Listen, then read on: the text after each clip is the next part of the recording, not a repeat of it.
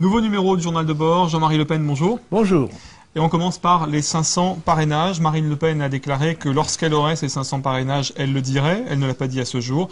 La date limite, c'est vendredi prochain. Est-ce que vous avez un mot à dire, un appel à lancer à ce sujet? J'appelle tous les maires et tous les conseillers généraux, les députés, les sénateurs, les conseillers régionaux qui peuvent le faire, à entrer dans l'esprit de la loi, c'est-à-dire à permettre à une candidate qui représente 15 à 20% dans les intentions de vote à se présenter aux élections. Si elle ne pouvait pas le faire, ce serait un véritable scandale à l'échelon non seulement national, mais même européen et international. En l'occurrence, on peut tout de même remarquer une chose, c'est que, alors qu'en 2007, j'avais des difficultés, moi aussi, à trouver mes signatures, M. Sarkozy, à l'époque, M. Hortefeux, avait lancé un appel disant qu'il fallait respecter la loi et que les gens devaient donner leur signature. Je constate que cette fois-ci, ils ne l'ont pas fait. Et que M. Sarkozy dit, il n'a qu'à se débrouiller. Confondant, dans ce cas, son double rôle.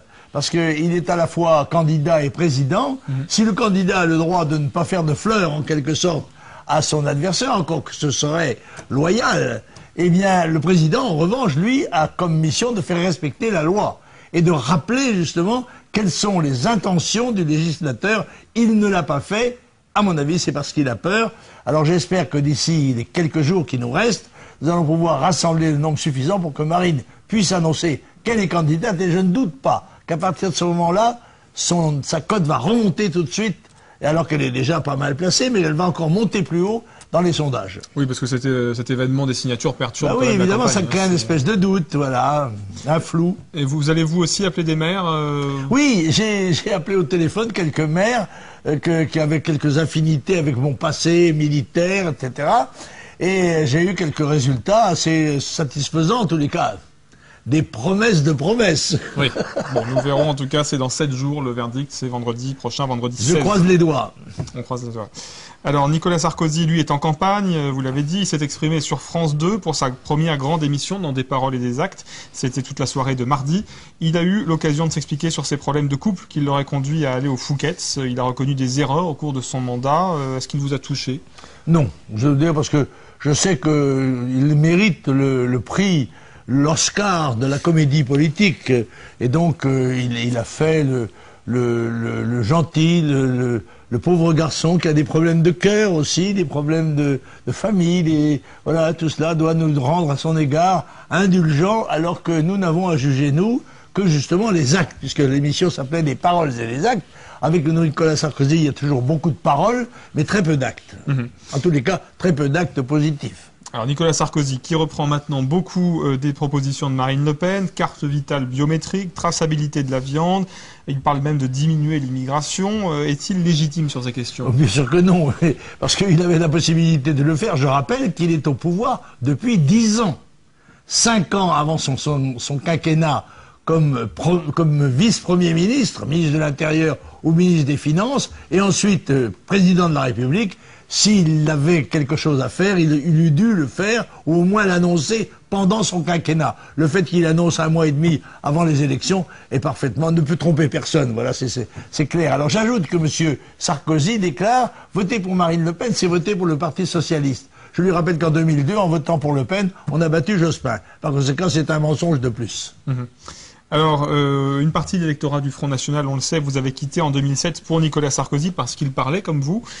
Pensez-vous que la même chose puisse se reproduire en 2012? Je ne crois pas. Je crois qu'il avait, en effet, par une campagne formidable et formidablement coûteuse aussi, il avait suscité une adhésion en particulier, un développement du nombre des votants, beaucoup plus qu'un transfert. Parce que je rappelle que moi, je n'avais perdu que 1 million de voix, gardant 3 800 000 voix en 2007, par rapport à 2002, qui avait été en quelque sorte mon pic de résultats. En fait, c'est l'augmentation du nombre des électeurs qui avait provoqué la victoire de Sarkozy. Je crois que ça, c'est terminé, les gens n'y croient plus, quelles que soient les affirmations qu'il fera, l'appel au sentiment, etc. Tout ça, rien ne marchera, car on le confrontera toujours à ses résultats, à sa politique telle qu'il a menée. Nicolas Sarkozy, qui arrêtera la politique en cas de défaite. Qu'est-ce que ça signifie? Moi, ça ne m'étonne pas. Vous vous rappelez, je vous ai dit une fois qu'il m'avait dit, moi, vous savez ce que je le fais avec passion, mais je me sens tout à fait capable de faire autre chose. Je crois que s'il était battu, et il va l'être probablement, eh bien, il se retirera à la manière de Clinton, etc., faisant de bonnes affaires avec son carnet d'adresses qui doit être quand même très bien rempli, il faut être honnête. Bon, on parle de notre candidate maintenant, qui a sorti d'ailleurs une nouvelle affiche, hein, Oui la France. Ah oui, c'est un magnifique slogan. Et étonnant, il vient d'un poète, on dira plus tard qui c'était, mais ça étonnera encore beaucoup de gens. Très bien. Alors, Marine Le Pen, qui était l'invitée sur TF1 de Parole de candidat, quand vous la comparez à Nicolas Sarkozy, qu'est-ce qui vous frappe? C'est la sincérité, c'est le fait qu'on voit bien qu'il ne s'agit pas d'une émission qui a été préparée à l'avance, questions et réponses, et ni les jeux de visage, ni les gestes, etc. Marine, c'est les brutes de décoffrage, elle est sincère, c'est ça sa qualité, une de ses qualités principales. Alors, dans les déclarations de la semaine, vous l'évoquiez il y a quelques minutes, hein, Christine Boutin, la candidature de Marine Le Pen fait le jeu de la gauche. Oui, mais ça, alors, c'est extraordinaire. Madame Boutin qui avait déclaré que si elle n'avait pas ses 500 signatures, elle lancerait une bombe atomique. La bombe atomique, ça a été le ralliement à Sarkozy. Ça a fait pchit, n'est-ce pas, le moins qu'on puisse dire.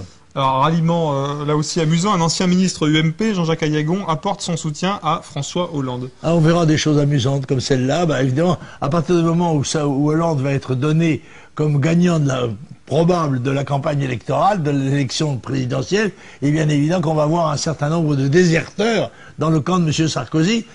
Pourquoi pas ceux qu'il avait justement retirés au Parti Socialiste. Et donc ça vous étonne pas que l'UMP, le PS renvoie comme ça certains pas ministres? Du tout, écoutez, c'est l'UMPS.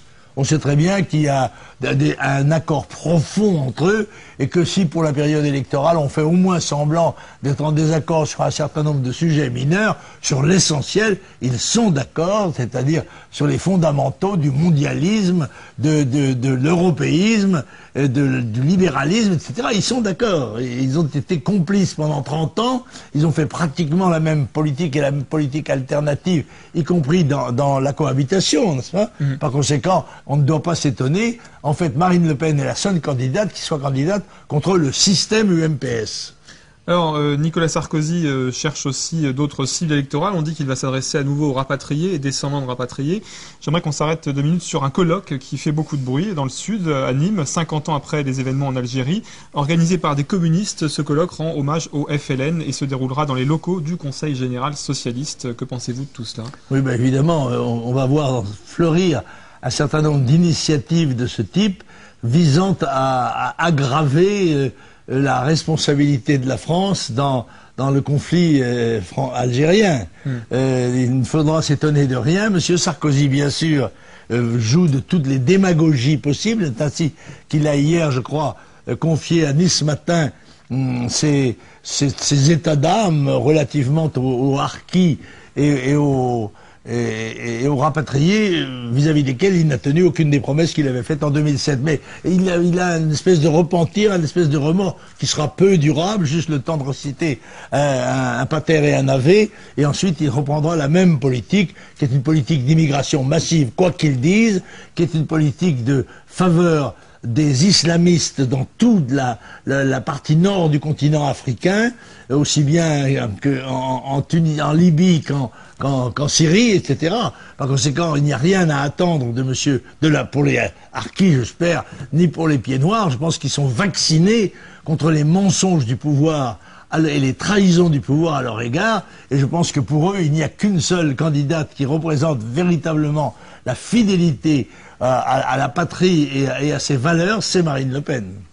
Et au cas où, le Front National organise également un contre-colloque dans cette ville de Nîmes avec Alain Jamet et Gilbert Collard à quelques rues de cette manifestation pro-FLN. J'espère que ça fera un contre-champ assez vigoureux. Mais ce qu'on peut noter, c'est que dans beaucoup de villes du Sud, y compris dans celle-ci, il y a des squares ou des rues du 19 mars 1962, même dans des villes UMP. Le 19 mars n'est pas une date acceptable, pour la bonne raison, c'est que la guerre d'Algérie, dans ses sacrifices, dans ses morts, dans ses exactions, a continué bien après le 19 mars.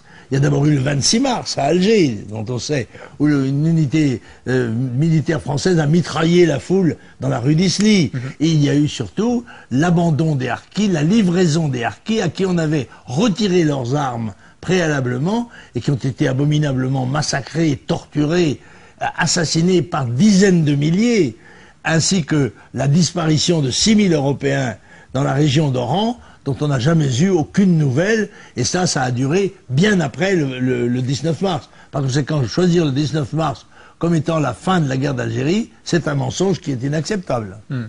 On parle, pour terminer, de la Libye, peut-être, et de ce qui se passe. Oui, ce qu'on avait annoncé, c'est que les apprentis sorciers, qui sont peut-être un peu même plus coupables que cela, comme Bernard-Henri Lévy, Sarkozy et autres, n'est-ce pas, ont apporté un appui, y compris un lourd appui militaire à l'insurrection de la Cyrénaïque, qui était djihadiste, c'est-à-dire qui était des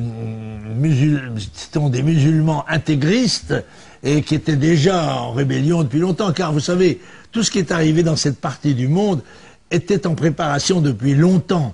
Et ce sont les Américains qui tirent les ficelles de toute cette opération, en particulier avec les ONG multiples qui ont entraîné les jeunes aux cybertechniques, n'est-ce pas, à la pratique du Twitter et de Facebook, etc., tout cela, YouTube, et qui ont été un des ressorts des soulèvements populaires à partir de mensonges éhontés. Prenons le cas de la Tunisie, par exemple.